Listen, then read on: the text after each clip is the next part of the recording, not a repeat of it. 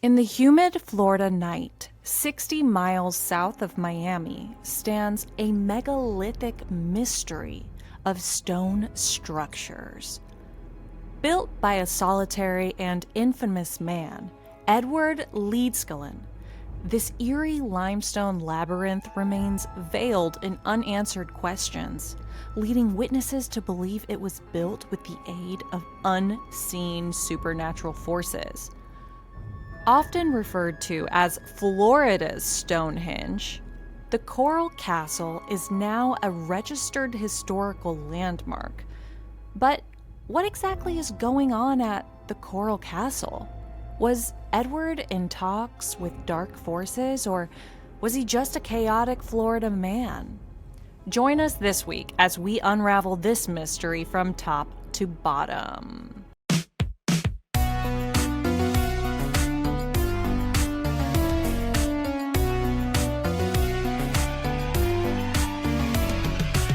Welcome back to Let's Get Haunted with your hosts, Nat Strawn and Allie.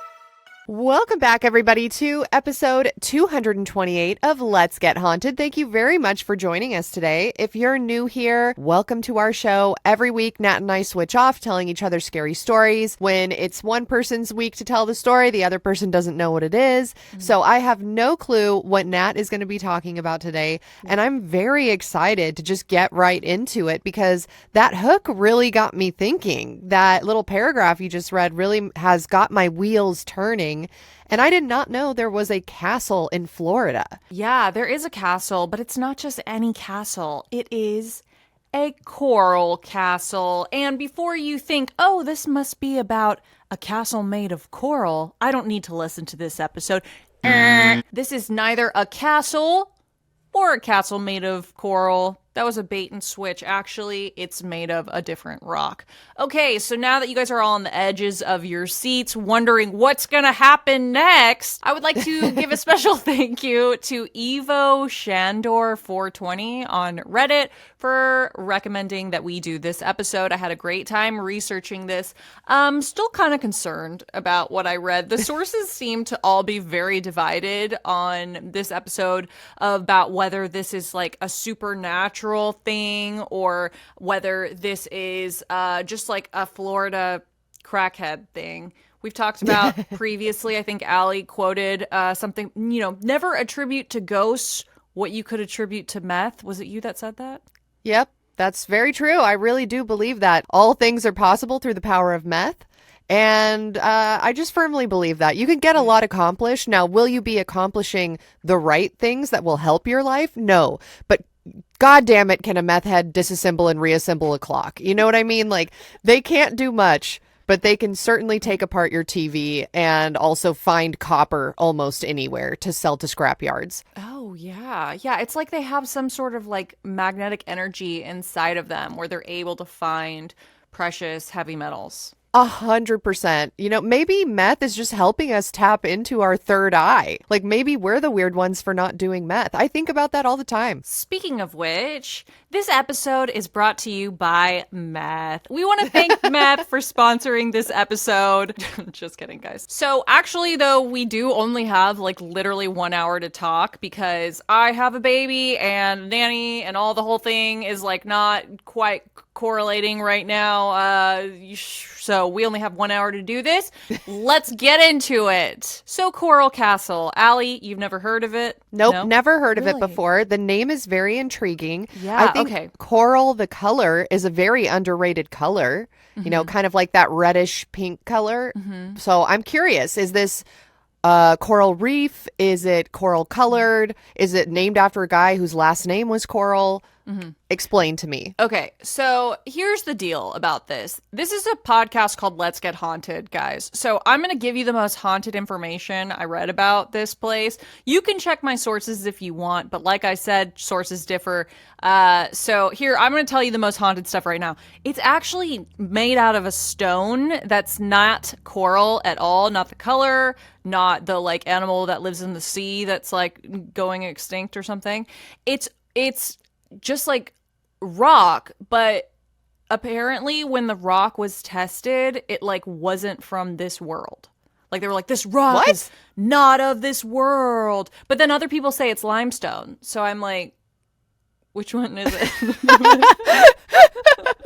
This is the best part about having a paranormal podcast is that when you're looking for the paranormal angle, it'll be like, oh, this ball fell from the heavens and it's definitely made of an atomic number that doesn't exist on Earth that we've never been able to accomplish in a laboratory setting. So it must be extraterrestrial. And then you read the skeptic perspective and they're like, no, it's a ball bearing that like fell off a truck. And it's like, oh, what do we believe, you know? Yeah. Here at LGH, we believe the first one, though. Okay, so let me tell you what Coral Castle is.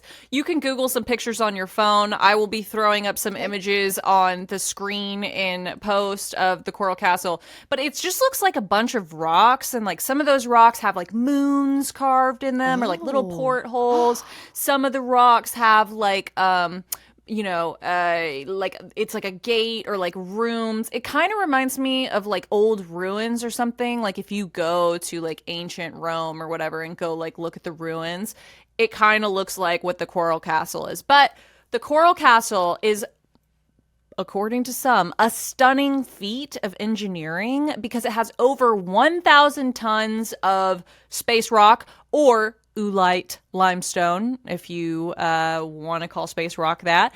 And this is like a type of sedimentary rock. These had to be quarried. They had to be shaped. This is not just like rock that you find on the ground. Like you have to actively search for these types of rocks. And basically it's like a huge bitch to do it. So over 1,000 tons of these massive stone walls, chairs, tables, crescent moon, fountain, sundial, like, kind of like vibey ancient things, sort of. And what makes it so crazy is that there was just like one guy who built this whole thing. And so visitors who enter into this park, when they're like walking in, there's a pamphlet that says, quote, "You are about to see an engineering marvel that has been compared with Stonehenge and the Great Pyramids of Egypt."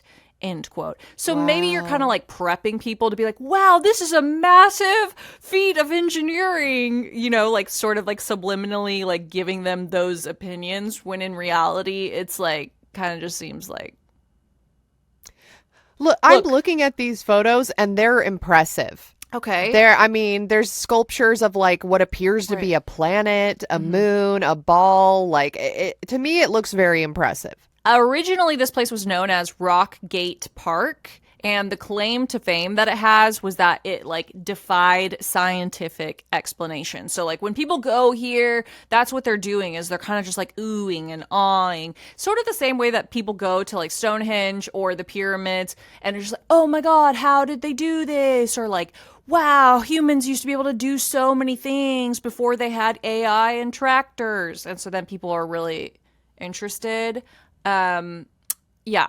As the official website puts it, Coral Castle has baffled scientists, engineers, and scholars since its opening in 1923. It's been widely featured in books, documentaries, TV specials. It even inspired Billy Idol's hit song, Sweet 16.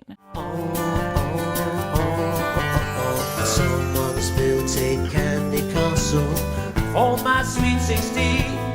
But today it is recognized on the National Register of Historic Places. For years, one of its most famous features was a perfectly balanced stone gate that could effortlessly rotate with just the touch of a finger or a passing breeze, despite weighing several tons. It had apparently a mechanism that was like a mystery until 1986, when the gate stopped working and then it was removed and people looked underneath and saw that the stone had been mounted on a metal shaft and rested on this old truck bearing. So, okay, was it a truck bearing or was it the bat sphere from outer space? Right. For those of you who don't know what we're talking about, you got to Google Let's Get Haunted, the Betz Sphere, and you can learn all about another Florida mystery that seems similar to this one. Like, hotly debated. Is it man-made? Does it have a paranormal component? Is this all a scam? Did somebody build this so that they could make a lot of money?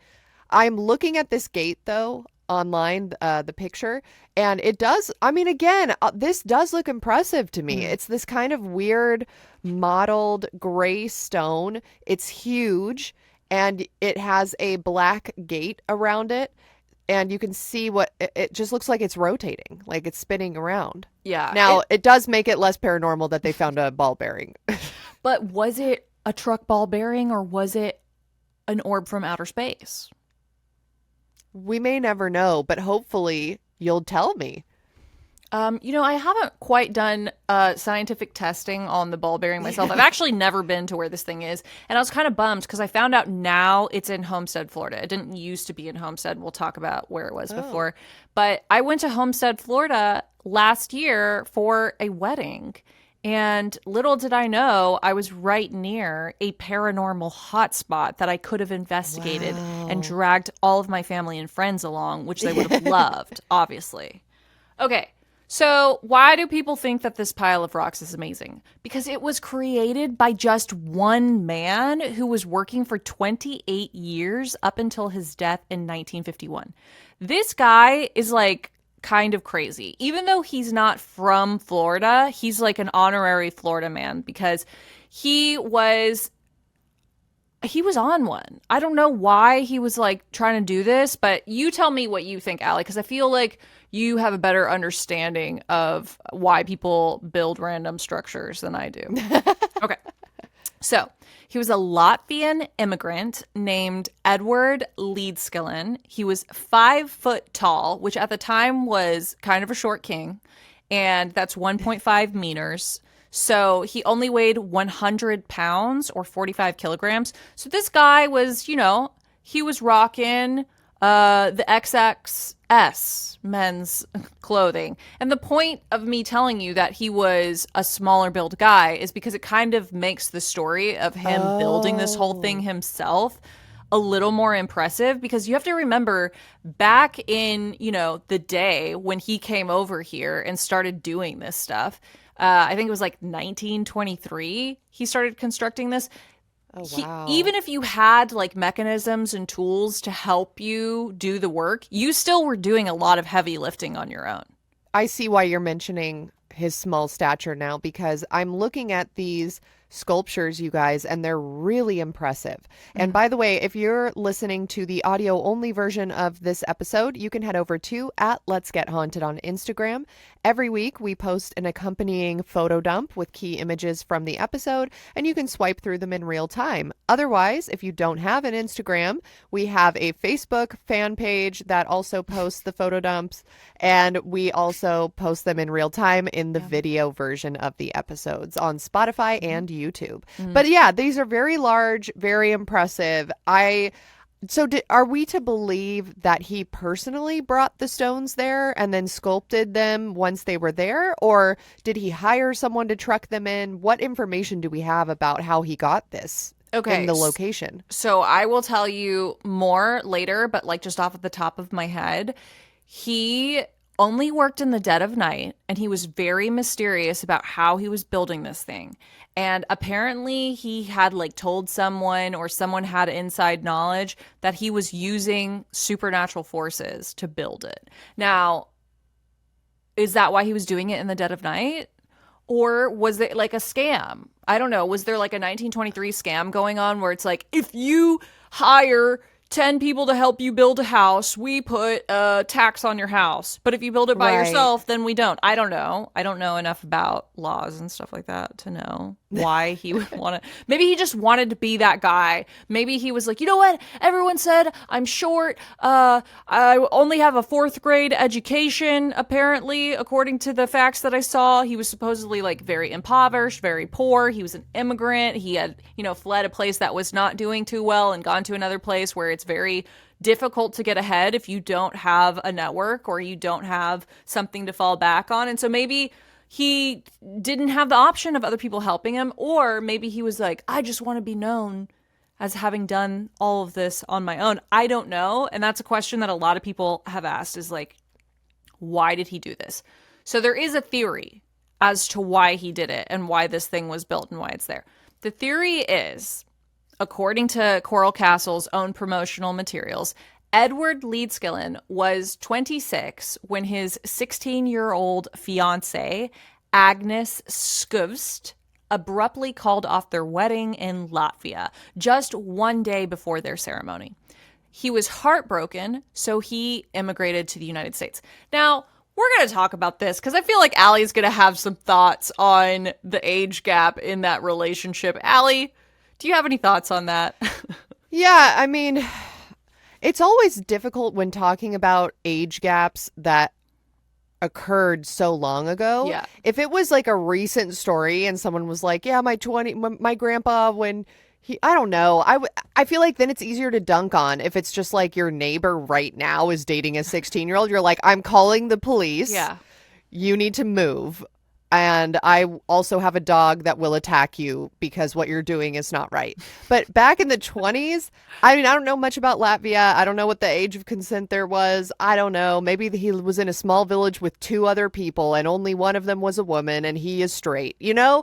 Yeah. I don't know. But thank God that lady called off the wedding because I cannot imagine it would be very fun to be literally 16 dating a 26-year-old. Like, what would you even have in common? Okay, so my grandmother, I believe, was 16 when she was in an arranged marriage to my grandfather, who was like much older than her, like Oh, wow. much, much older. I think he might have been 10 years, maybe more, 13 years older than her, but there was a gap there. And I think when you're 16, like even someone who's 20 is just like infinitely more mature than you. And so obviously that's Pakistan, it's a different culture, whatever, but I wonder in Latvia if it's like, if you're gonna be, hey guys, here's a hot take, prepare yourself, okay? This is a thought exercise. If you're gonna be put into some sort of arranged marriage or some sort of fucking weird cultural marriage where you're 16 and you gotta get married to a 26-year-old, would it not be better to at least be married to the dude that's like 100 pounds and 5 foot tall rather than like the 7 foot tall, like gigantic man with like huge muscles who's like, I have to fuck 10 times per day and I come a gallon of semen. And you know, it's just like, it's terrifying. Like, fuck no, I don't want to be with that guy. Like, think about how you would have to be cooking all the time for that dude. I feel like it's just easier to have a demure, cutesy, tiny little elf man as your arranged husband. But she backed out. So clearly she didn't feel that way. Right. You know? I mean, but also another hot take here, because this episode's short, so we're going to spend some time talking about this because it's kind of interesting. Calling off your wedding ceremony one day before is like diabolical. And I think at that point you should just get married fakely. Like, because everyone's there, they're already coming. Just get married and then afterwards, like, be like, no, never mind, you know? Like, this is not, obviously, I don't know the cultural implications. I'm sure that's wrong. I just have a hard time believing that anyone doesn't know how they feel about something until the day of or the day before the wedding. Like, whenever I see something on Reddit that's like, I got left at the altar, I'm like, how does someone like the actual day of your wedding is not, in the movies, it's like, oh, I don't know if I can do this or not. I got to run away. But it's like, I don't know. I just feel like the day of your wedding is so, it's too late. You're locked in. Yeah. You know? Yeah, sorry. You've already forced everyone to come to this location and buy their hotel or whatever, you know. Yeah. And yeah, I see what you're saying. You would think there would be many more opportunities to cancel the wedding prior to it actually being like the day before or the day of the wedding. Yeah, I see what you're saying. I don't know. There could be all other things that we're not taking into account, but I think it's important to talk about all of the angles when we're trying to figure out why this castle was even built in the first place. Also, is immigration a cure for heartbreak in like 1920? You know, like nowadays, like when you're heartbroken, you like archive all of the posts you had with that person or just like delete your Instagram or like, you know, start going out and wearing less. But in 1920, maybe you just immigrate. Maybe you're just like, you know what? I'm changing. Yeah. I'm changing my nation. I do think people do that even still today, but it's usually like, oh, I'm going to go travel the world for a year because I just got my heart broken, or I'm going to go become a nun now for a year, or I'm gonna get bangs. So it does seem less permanent than 1920s level of immigrating and changing your entire country, which is why I think surely this can't be the reason, because I know things were different in the 20s, but I'm sure you still had to plan to like get accepted. Like you're going from Europe. It's not like you can walk across the border from Canada. You know what I mean? Like, yeah, I feel like this is probably very well documented how people immigrated in the 1920s to the US. And so I don't even want to say anything, but I'm pretty sure you just like get on a boat and you come over and you saw the lady like waving her hand at the Statue of Liberty at Ellis Island, and then you just like wrote your name in a book and they were like, "Welcome to America. Go get a job." Right?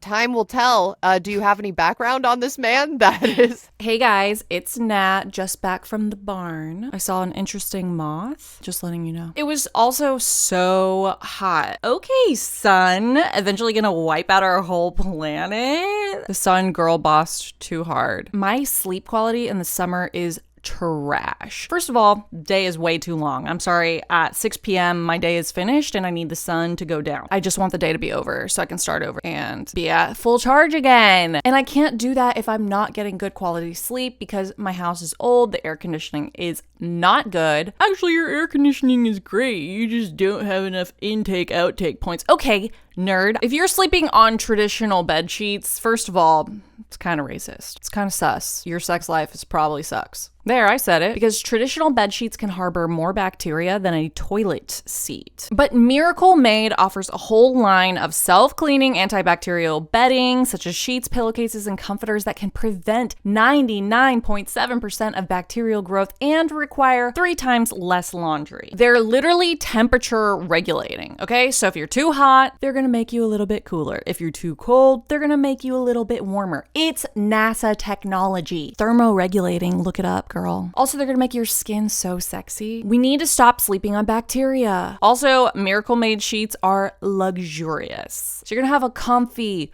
cool, sexy, clean sleep. Upgrade your sleep as the weather heats up. Go to trymiracle.com/haunted to try Miracle Made sheets today. And whether you're buying them for yourself or as a gift for a loved one, if you order today, you can save over 40%.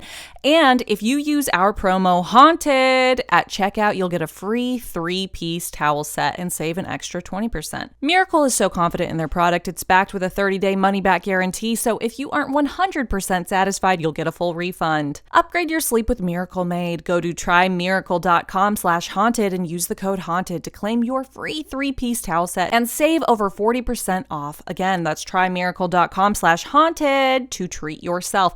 Thank you, Miracle Made, for sponsoring this episode. And now back to your regularly scheduled haunting. Here's the thing. This guy immigrated here, right?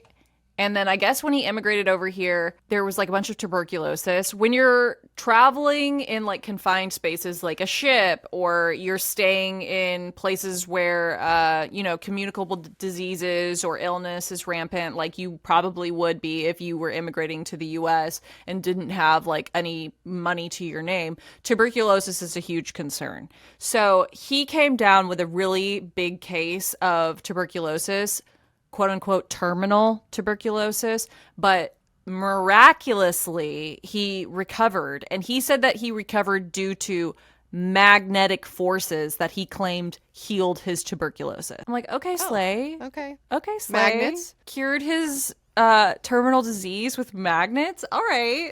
Yeah, bitch! Magnets! Oh! Apparently, he discovered this cure for tuberculosis with like the magnets, and we're all supposed to just like be like, all right, that's fine. I guess you just cure your own tuberculosis, but not everyone else's. Like, that's what I'm like. If you have the secret and you're broke, why don't you start marketing that and cure other people's tuberculosis? So none of this is just adding up to me. I don't know if I believe any of this lore or like, I don't get it. Yeah, I don't think you can cure lung disease with magnets, but who am I to say? I don't know. I don't fully understand how magnets work. Water, fire, air, and dirt. Fucking magnets. How do they work? Okay, now we're going to fast forward 28 years later, just like the movie. In 1923, Leedskalnin then dedicated over 28 years constructing what he called quote unquote Ed's place in something called Florida City, Florida. So basically, he purchased the property for his Ed's place from this guy named Reuben Moser, who had a wife, and the wife helped care for Ed during another serious bout of tuberculosis. So I guess he didn't cure it all the way with the magnets. Maybe the magnets just like put him at bay for a little bit and then it came back, or I don't know. He got more tuberculosis and she helped him cure it. At the time, Florida City, Florida was this very remote, sparsely developed area on the edge of the Everglades. It's like swamplands. And it's also the southernmost U.S. city not located on an island, which is interesting. That's interesting. Yeah, I know. That's like, we need an infographic. Someone get us an infographic to explain what that means to me. The southernmost U.S. city not located on an island. You would think that would be, oh, okay, wait, no, I figured it out. It's just like the lowest city in the U.S. on the map that's not an island, right? Yeah. Wait. Okay. But, okay. So the Everglades are at the edge of Florida. I'm just confused. I'm thinking of like the penis of Florida, and like the very tip is where this would have to be, right? But I thought the Everglades, is that where the Everglades were? I thought the Everglades were like further up. What the hell? You're the one who goes to Florida like every week. So I'm going to Florida you're the next one. week. I know you are. You're there all the time, like 24/7. The number of times I've wanted to ask you, why are you in Florida again? But then I just don't. So you're the one who should know the geography. Let me Google. Where are the Everglades? Yeah, in you guys, I have been to Florida? Florida like a concerning amount of times. Everglades National Park is on the very, very tip of the penis of Florida. Okay. All right, fine. Okay, Florida got me again. Anyways, Ed led a transient life, and he was drifting through various parts of the U.S., including the Pacific Northwest and even Washington State. So during this really harsh winter of 1922 to 1923, it was really, really bad time. There was a bunch of people who passed away. It was like off the charts for bad winters. I'm thinking of like Tiny Tim, like, you know, like a bunch of people in winter, like, please help me, it's too cold. And he, I guess, was really suffering during that time. And so this local agent guy, the guy that had the wife that like nursed him back to self, he found Ed collapsed on the side of a road. So he was just like laying down on the side of the road. He was barely conscious. And then this guy, Reuben Moser, that we were talking about, he just picked him up and, along with his wife, nursed Ed back to health in this makeshift room they set up for him in their tool shed. And now that, to me, is crazy, because I'm like, Allie, if you see someone passed out along the side of the road, is your first thought, okay, I should take them to my home and make them a house in my shed and nurse them back to health? No, I would take them to a hospital. But I guess if you know him personally and you're like, hey, he doesn't trust medicine, he just really likes magnets, like, I'm gonna respect his wishes and take him into my shed and give him some magnets and leave him alone in there until he regains his health. Okay, yeah. So I guess if he's leading a transient life, like maybe people in the area have seen him like walking around before, or like seen wherever he is like frequenting, and so they know that he's at least stable enough to like be in the same area. So when they see him passed out, they're like, oh, something's wrong with this guy that I usually see not passed out. Yeah, so they nursed him back to health, and at the time, Ed was suffering from this very severe respiratory illness that was believed to be tuberculosis, and it was considered incurable at the time in 1923. A lot of people died from this, like I said. So his recovery from this was seen as like a miracle. And that's kind of what started snowballing of like, ooh, this guy is magical. And we've talked about this before, I think in the Bongar Fort episode, where we talk about how people who are living transient lifestyles, or who are experiencing homelessness, or who are choosing to live without a home, are sort of seen as like closer to God, or like more sacred sometimes, or like they have like some mystical powers. You know, it's like if you're getting, okay, here's a perfect example. if you're getting Reiki healing by someone who is driving a white Bentley, and lives in like a $5 million home, that's going to seem like maybe this is a scam because this person is like very rich, versus someone who just walks up to you on the street and just puts their hand up to you, and then you just like fall down and you're like, oh my God, you just healed me. What can I do for you? And they're like, nothing. I'm unemployed. You'll never see me again. You're like, that person was real. That was a magical person. It just feels more authentic. So maybe that was part of the reason why he became like a magical celebrity in the area. I don't know. I think people are drawn to people who live lifestyles that are like completely different to their own. And so maybe if you're someone who's working 9 to 5 and trying to make mortgage payments and pay utilities, and you've got kids and you're raising them, and then you see this guy that's shunned all earthly possessions, has kind of made his entire personality about a 16-year-old that broke up with him, and you're like, whoa, what's this guy about? Like, he's mysterious, he's moody, he's brooding, he's tiny, he survived this illness that we thought nobody could ever survive. Right. He must have some mystical, magical shit going on with him. Yeah, well said. Okay, so eyewitnesses at the time said that they would see Ed wandering around with a witching rod, which was like, like a dowsing rod. It's like a forked stick that's used to detect underground water or energy. And when people asked him, oh, what are you searching for with those dowsing rods? He replied, when I find it, I'll know it. Okay. Okay, mysterious king. He is very mysterious. Yeah. I can see why he would be an attractive person to people that are wanting a mystery. Right. Like that's why we have this show. We want a mystery. Yeah. Life is more interesting when there's shit you don't understand, and when everything seems mystical. It kind of gives you a sense of hope and whimsy and wonder and childlike fascination with the way the world works. So yeah, if he's being very elusive and working under the cover of night, surviving illnesses he shouldn't be surviving, saying it's due to magnets, which is basically magic in the 1920s anyway, I could see how he could amass kind of a following. Right. Yeah, and so people just started saying, okay, here's this guy that has cured himself with quote unquote magnets. He walks around with dowsing rods. He says he's looking for something, and when he finds it, he'll know it. They started to say that he had like this secret knowledge of how to use solar ultraviolet energy, which was an idea that would be consistent with his later writings and theories about magnetic currents.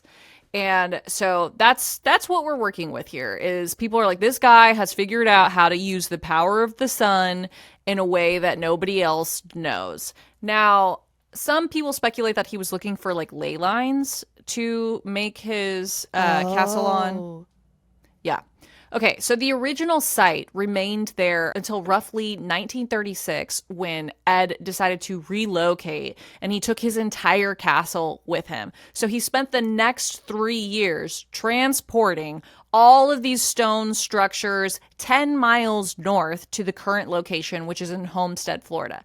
And that's when people were like, okay, we like kind of sussed that he was like on some weird magical, like unattainable shit. And now that we know he like moved his whole castle 10 miles north, like we think he's even more magical before. And some people think, okay, he actually made this move to maintain his privacy because he heard that there was going to be development that was encroaching on the original site.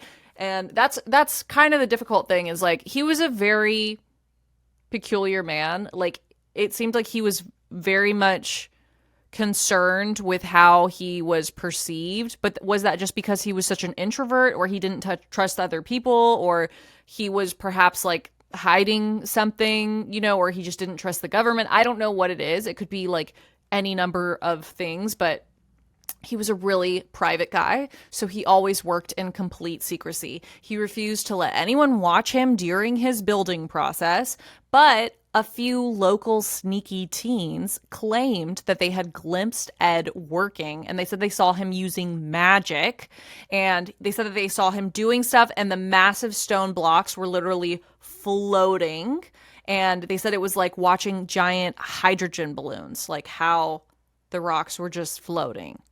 That's a cool visual. Like he's over here casting spells with his hands like a sorcerer and making stones fly around and rearrange themselves. That's cool. Yeah, like kind of like in Fantasia when like Mickey Mouse puts on the conductor's hat and is like, oh God, that thing pissed me off. Even when I was like 8 years old or whatever, I remember watching that and being like, you are really fucking this shit up right now, Mickey Mouse, you know, and all the stupid brooms started splitting into other brooms. And I was like, now you're really fucked. I just remember being a kid, like watching that with my arms crossed, like just so, God, you know, when you watch movies and it's like one of the major plot points is that someone's doing something, and if they would just tell the person, like if they would just tell the other character the full story of like, no, actually, I wasn't murdering a dog. I was just, you know, giving a bath to a dog, and then a truck went by and then you saw me, but they like never do. They like never explain themselves. And then they're like,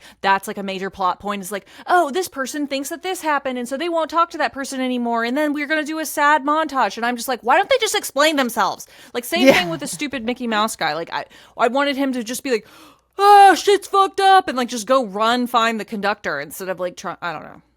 It's a tangent. Never mind. Okay. I think the Disney film that fucked me up the most. Actually, I don't think it was it a film or was it an episode? I guess it doesn't matter. But Winnie the Pooh, when he has that nightmare about heffalumps and woozles, that shit was traumatic.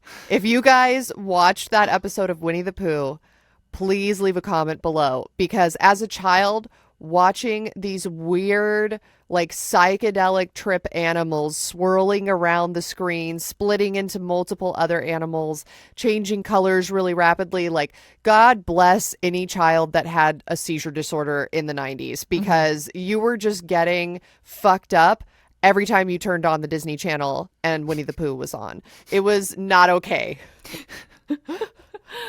Oh, the 90s. The 90s. Okay. So apparently Edward had referenced using an unusual device in his own writings. He called the thing a quote unquote perpetual motion holder. And I don't know. Then he renamed this whole castle that he had just moved from Florida City to Homestead Rock Gate. And it was inspired by that massive swinging stone gate that he had built into the rock that we talked about earlier. He continued building and refining the site until his death in 1951. In his Florida City days, Ed charged visitors a dime to tour his peculiar stonework. And after moving, he asked for a 25-cent donation, though he never turned away someone who couldn't afford to get in. Like he was like, please donate, but if you can't, like you can still come, I guess. You know, it's really on you. It's kind of fucked up because like I need the money, but I guess like, you know, if you want to walk around and not pay, that's fine. Also, visitors would have to ring bell twice to get in, because there was like this sign that said ring bell twice carved into the rock at front gate.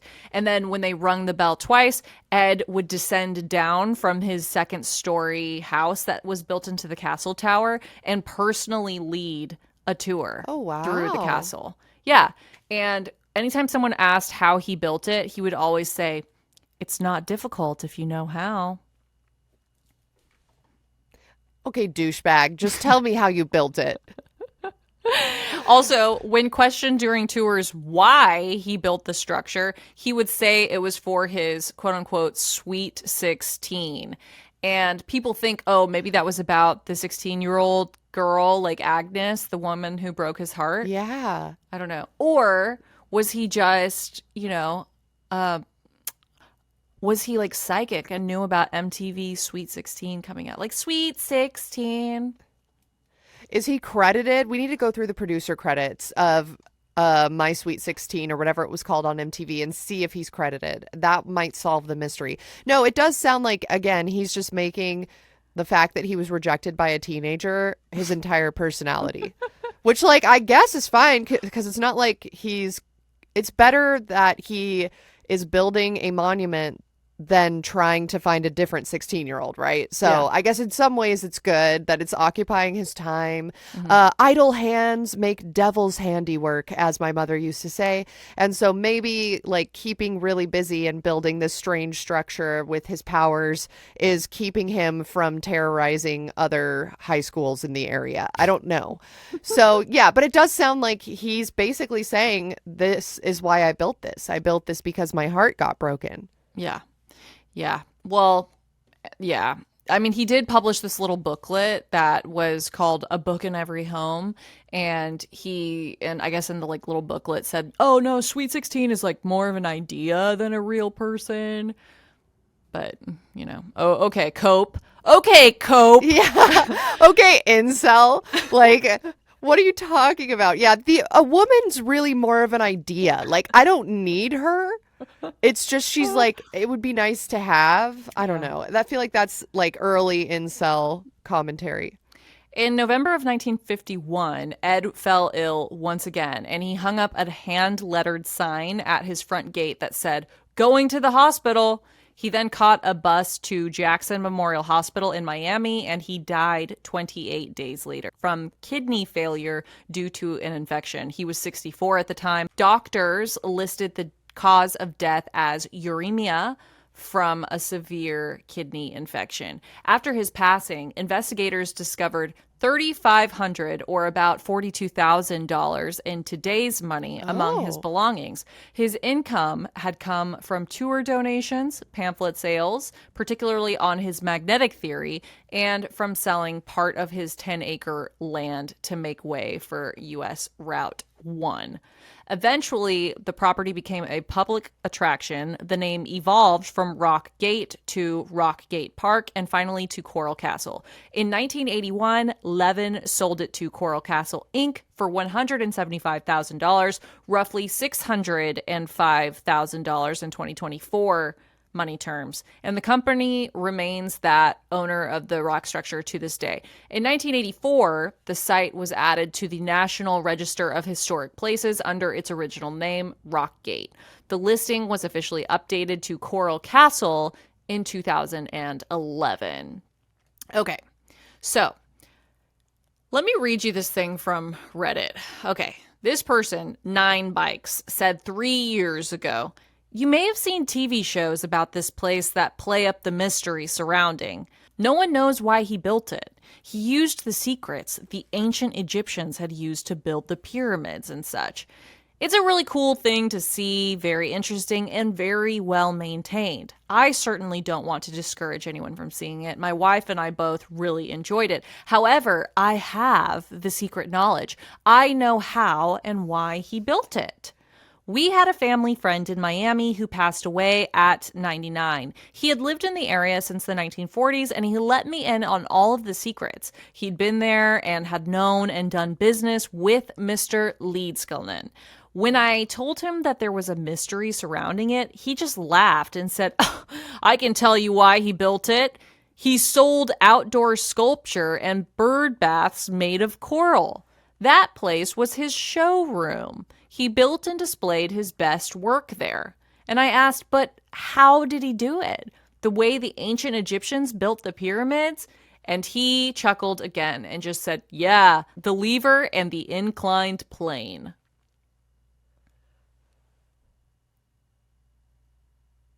That's so much less cool than being like a haunted, lovesick elf man. Yeah, Like I mean, he just that's wanted just to sell one person bird on Reddit. baths. Yeah, but I mean, it is cool that someone allegedly has the secret knowledge. They had the inside scoop, because it does seem like there's a lack of facts in this story. It seems like it's mostly rumors that he was helping perpetuate so that people would come visit his stuff. But it's cool to think that this person might be telling the truth, and it was just a guy that was like, "Hey, this is going to be really clever. I'm going to get rich so fast. Like, I just came from a war-torn country. I'm here in Florida in the Everglades. I'm going to get my American dream by like scamming people into believing that I'm doing sorcery." That is kind of like, isn't that really the quintessential American? Like, aren't we all kind of scammers at the end of the day? Yeah, a little bit. I'm just mentioning that there because I thought it was interesting. I didn't see it in any other of the sources that I picked up. And so we try on this podcast to present things with a new perspective. But sometimes when something has like been beat to death, there's not anything new. So I found this person on Reddit that quote unquote has an inside scoop. That's what they said. Now, was that actually just someone who now owns the castle and doesn't want anyone to know their secret sorcerer secrets? I don't know. So, it begs the question, was this a haunted or just a hurt man? For nearly 30 years, Ed toiled beneath the moon, quietly sculpting stone towers, chairs, a 9-ton swinging door, nautical sundial, and a lensless observatory aligned with Polaris, the North Star, I think.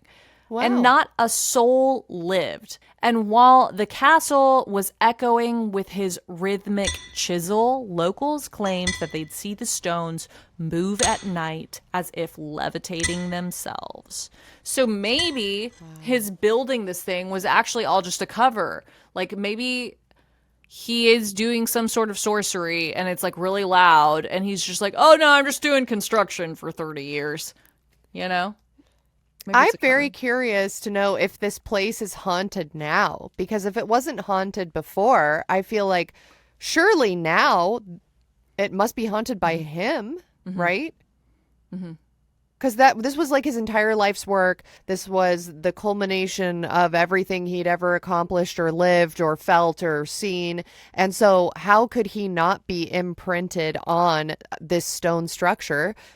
Like stone tape theory says. Stone tape theory, for those of you that don't know, is a theory that the way that hauntings occur is like if something really emotionally charged happens near stone, that stone can like leech or pick up that energy and then replay it later.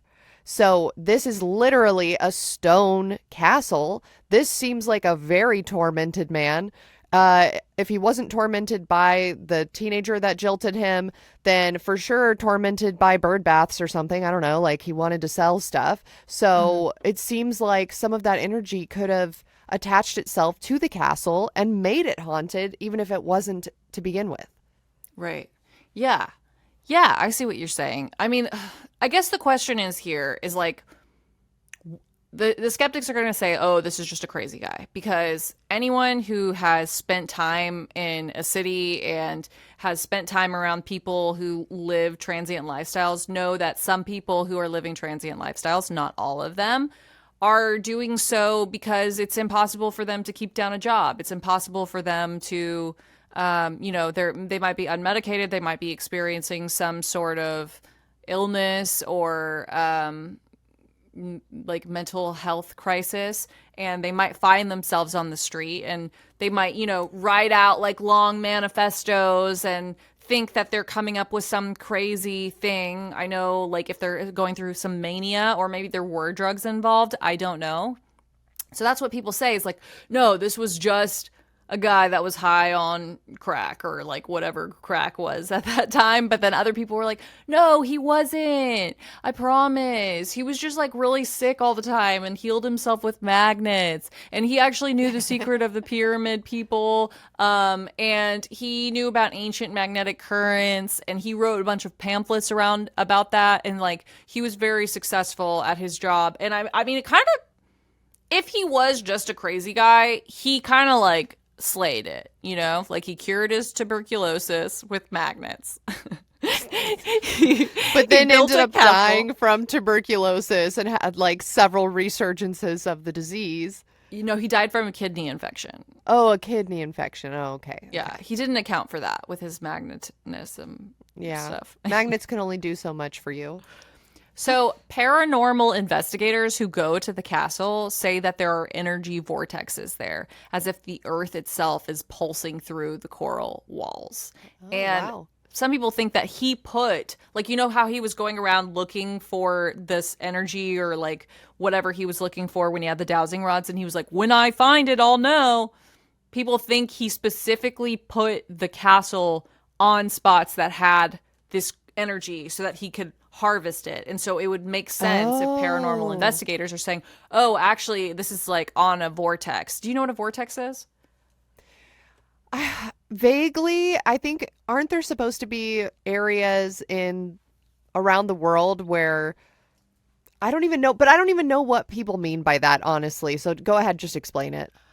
Okay, so girl, that's kind of like how it is, right? Like I went to Sedona and I asked the same question because there's supposedly like a bunch of vortices there.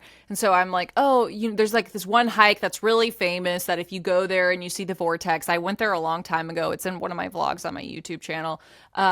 It's like, go here and you'll see the vortex. And I went there with my dog and it was just a bunch of like tourists like standing around, just like taking selfies and stuff. And so I was asking someone like, what is the vortex supposed to be? They're like, oh, it's a spot where there's energy that is going in like a circular motion. And if you look at like the trees or the shrubs or the rock all appears to be going in that circular motion. And so people say, oh, that's like, I guess that's like proof that the energy here is swirling because like look at all of the stuff that's also swirling. I'm not saying I don't believe it. I've never fully been able to wrap my head around what are people referring to when they say energy? Like, what are they even talking about? Is it like magic? Is it magnetism, like the Earth's poles at this specific spot like meet and swirl around? Like I think I just like don't possess the brain power to conceptualize. Well, I think it would be all three, right? Like those are all different words for the concept.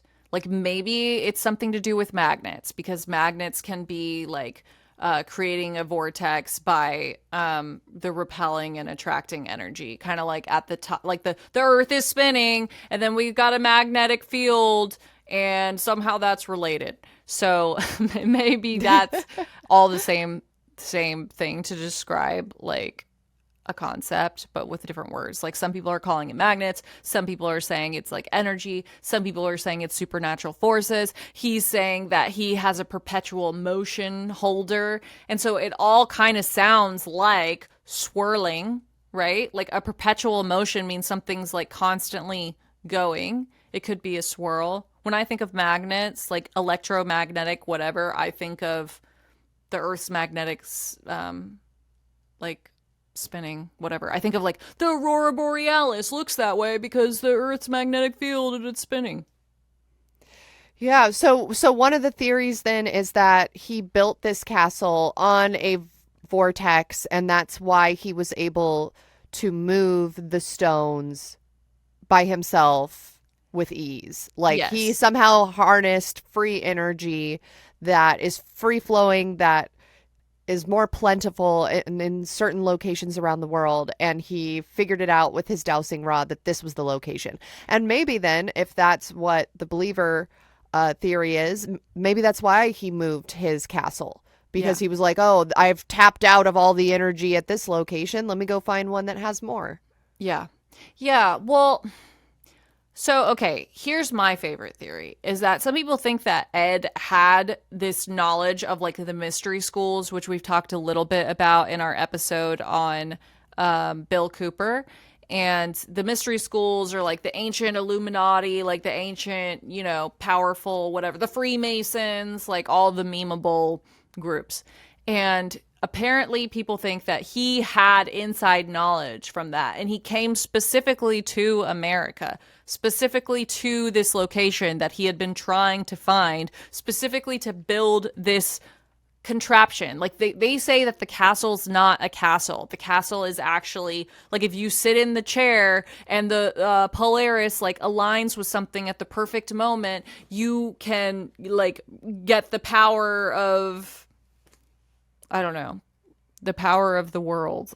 You can give yourself supernatural powers by harnessing the energy. You can charge yourself up there, or you can make magic happen. I know, like, with witchcraft and things like that, like, the idea behind making a spell work is, like, you have to charge it with intention. And so maybe this was his way of charging himself with his intention. Like, maybe it doesn't matter whether or not the castle's actually on a ley line, or whether the chair actually aligns with the planet, and whether the sundial actually makes like a perfect thing. Maybe it's just him believing that it did, as like his intention, like this is his ritual to give him this supernatural powers so that he could heal his tuberculosis. Look,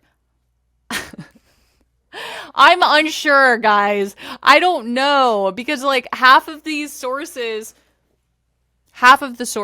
are like he knew the secrets of the pyramids, and then the other half of the sources are like he was just a dude. Yeah, I do like the stories of the teenagers that said they saw him at night chanting and waving his arms around and moving stones with ease, and they're flying through the air. Like, that's fun. That is some Fantasia shit, some Mickey Mouse shit, and that's really fun. And maybe that's why Disney World was built in Florida, because it's on a vortex and it makes everything more whimsical and magical for the children, not because of animatronics, but because they're harnessing free energy too. Yeah, I mean, if you wanted to go like real psycho with it, you could be like, yeah, it's like Disney is controlling the world. It's part of the New World Order. And it's in Florida, and Florida is like has crazy energy, and that's why people go insane there. And like, Florida man lives there, you know? Maybe that's why I'm so attracted to it, is the magnetic forces are pulling you in. Maybe you have an alien implant, like a chip in your wrist made of metal, and then the magnetism from Florida pulls you towards it. Yeah. I don't know. I guess experts and like investigators who are experts in subterranean energies said that Ed had tapped into the Earth's web of energy and he was harnessing it. Kind of like Spider-Man, but like with energy. God bless him. God bless you, Ed. I hope you're doing well wherever you are. I hope your imprint on your stone castle is, walking around. I don't know. What do people, I just don't. He could still this be story, alive I don't today. understand. He could be like 115 or something. What if, here's a conspiracy theory. What if Ed was the immortal Count Saint Germain? The WJ? You guys have to listen to that episode if you don't know what we're talking about, because in that episode that we just did with Scared All the Time, what was that called? The episode we did? Immortal Count of Saint Germain. Oh, okay. That's what of course. So we did that episode with them and we talked about this guy who apparently had like made fun of Jesus or like mocked Jesus on his path to be crucified, and then Jesus put a curse on him, which is kind of silly because Jesus was like, yeah, I'm gonna save everyone, all of mankind, but not you, like fuck you. And he put a curse on that guy, so he has to just like wander forever and can never die. He's like immortal. And so the legend is that he just wanders around and he turns up like in places and is mysterious. And yeah, so maybe this was just his most recent sighting. And yeah, he has like a very cryptic background because he just made up a background story for himself, because he can't be like, yeah, well, I just came out to the middle of Florida because I needed to recharge my powers. So he has to be like, no, actually I was married to a girl. And they're like, oh, how old were you? And he was like, It's not important. That's not important to the story. But she left me at the altar. She's the bad guy. I'm the victim in this scenario. I refuse to give you more details about my life. Don't you dare try to dig into who I am as a person. Yeah. Oh my God. I just thought of how creepy that would be if you were immortal and you were like trying to hook up with 16-year-olds. Like if you were like 500 years old and you were like, yeah, I'm 26 and trying to hook up with a 16-year-old, that's even way weirder, because it's like, bro, you should at least be like chilling with some people in their 70s who like can kind of understand where you're at. Yeah. I also think we need to hear this lady's side of the story. Like, what do her great-great-grandchildren know about this man she supposedly left at the altar?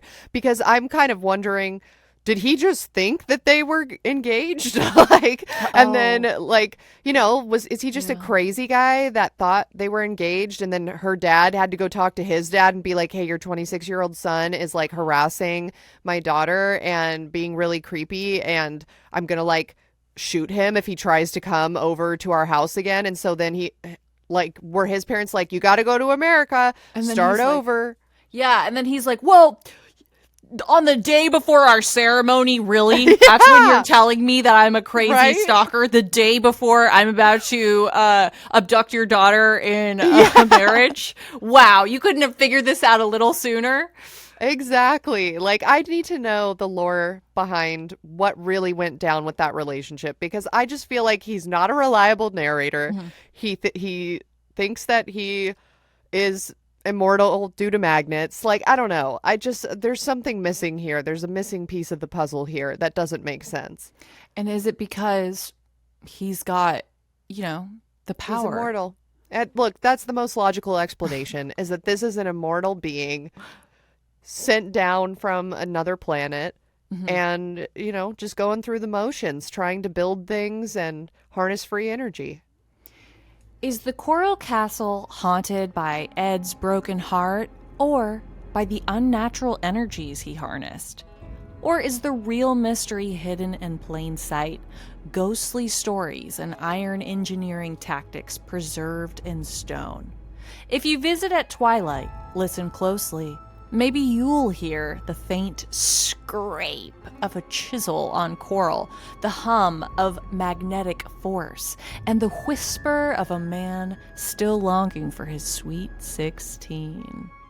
Thanks for listening, guys. This was a weird episode because here's the thing, is that this guy was giving me some kind of like, I guess he's dead, so I can say this. He was giving me like real creepy vibes for part of this, and so I didn't want to be like, yeah, this creepy guy has harnessed the power of the sun. I mean, I guess he could. I guess that's fine. Who am I to decide what people get to harness the power of the sun? I'm very interested. Any haunties that have been to Coral Castle themselves, please write into us. You can go to letsgethaunted.com, and on our homepage, there is a submission form where you can type listener stories. I'm very interested to know, like, people that have actually visited this location. Did you feel any type of way? Like, did you feel dizzy? Did you feel like your hair is standing up from static electricity?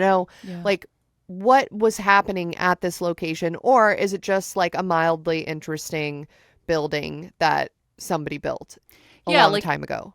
Did you feel like when you walked in here that you were suddenly able to deadlift 300 pounds? Because it seemed like it gives gravity lighter there, like. Yeah. Yes. Well, okay, that's my episode. I'm probably going to come in and post and like put in a few more haunted tidbits in here just because we are in such a time crunch. But would you like to do the outro?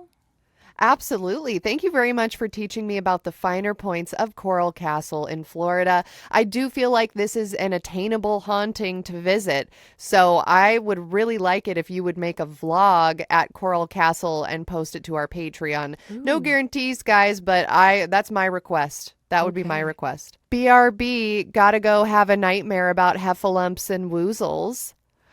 Bye.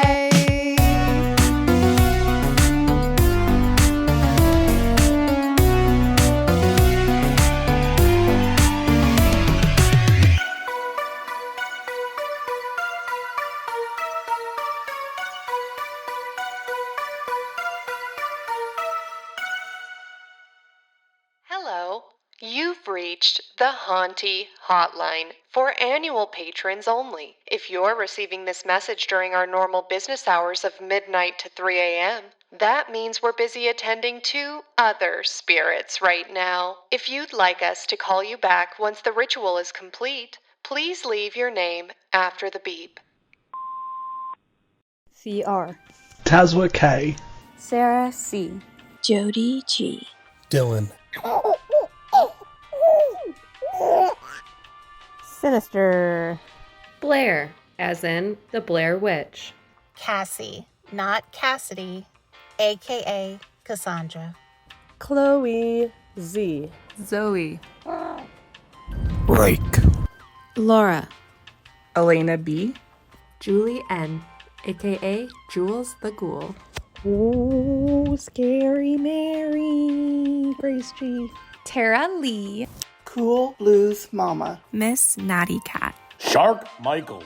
It Me, Ariel G. Cassie R. Hannah Mac. Highness Hiccup.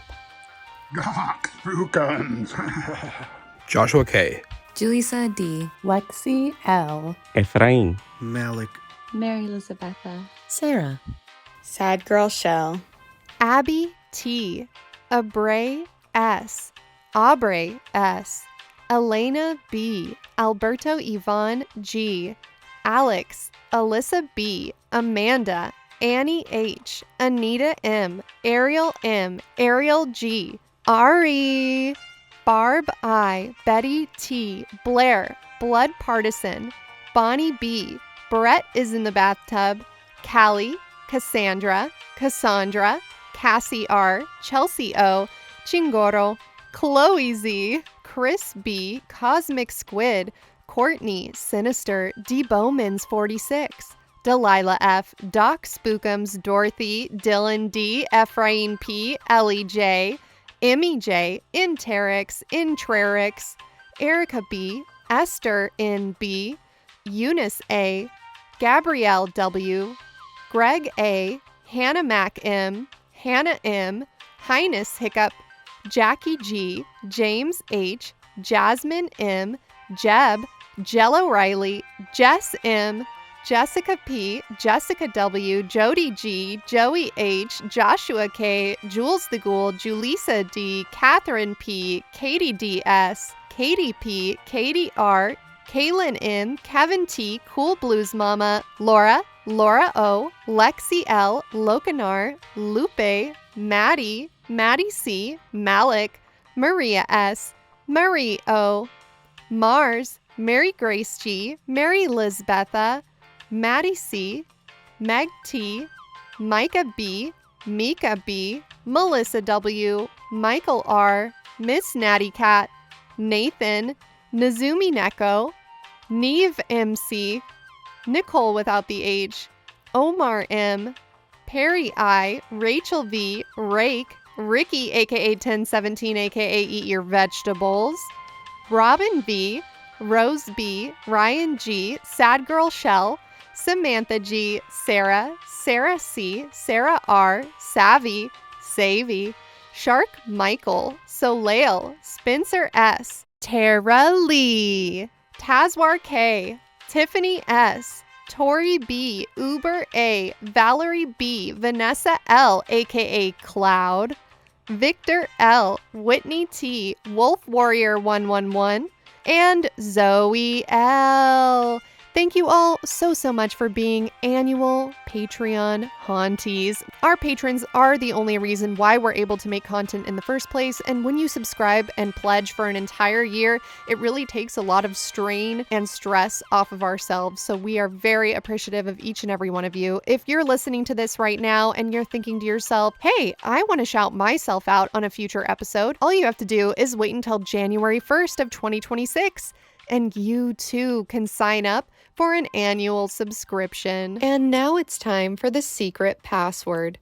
The secret password for this episode that you will comment on the corresponding photo dump posted to @Let'sGetHaunted on Instagram is magnets. Magnets. Comment magnets.